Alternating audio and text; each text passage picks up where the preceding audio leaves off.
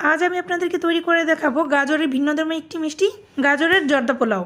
এর জন্য দুটি মিডিয়াম সাইজের গাজর ধুয়ে পরিষ্কার করে গ্রেট করে নিয়েছি। এখন এগুলোকে সামান্য পরিমাণ দুধ দিয়ে ব্লেন্ড করে একটি মিহি পেস্ট তৈরি করে নিব।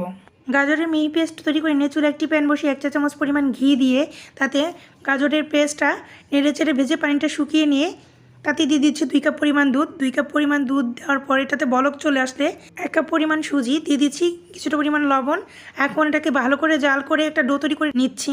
ডোটা প্যানের গা ছেড়ে দিয়ে এটাকে নামিয়ে একটি প্লেটে নিয়ে এক পাশে রেখে ঠান্ডা করে নিচ্ছি।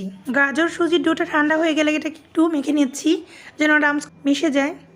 এরপর চুলে একটি প্যান বসিয়ে দিয়ে তাতে পর্যাপ্ত পরিমাণ তেল দিয়ে যেই গ্রেটার দিয়ে আমি গাজরটা গ্রেট করে নিয়েছিলাম তার 2 পাশে তেল মেখে ডো থেকে কিছুটা পরিমাণ ডো নিয়ে এভাবে ডোলে ডোলে গাজরের পোলাও রাইসটা ভেজে নিচ্ছি। গাজরের পোলাওটা ভেজে নিয়ে আমি সেই ডো থেকেই কিছুটা পরিমাণ ডো রেখে দিয়েছিলাম, সেগুলো দিয়ে গোল গোল করে মিষ্টি বানিয়ে ডুবো তেলে ভেজে এক পাশে নামিয়ে রাখছি।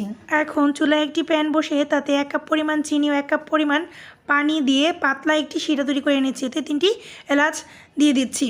চিনিটা গলে গিয়ে শিরাতে বলক চলে আসলে ভেজে রাখা রাইসগুলো দিয়ে দিচ্ছি এবং নেড়েচেড়ে মিশিয়ে শিরাটা ঝরিয়ে নামিয়ে রাখছি এবং সেই একই শিরাতে ভেজে নেওয়া মিষ্টিগুলো দিয়ে দিচ্ছি। এখন একটি প্লেটে জর্দার রাইস, মিষ্টি এবং কিছু কাজু বাদাম দিয়ে গাজরের জর্দা পোলাও পরিবেশন করছি।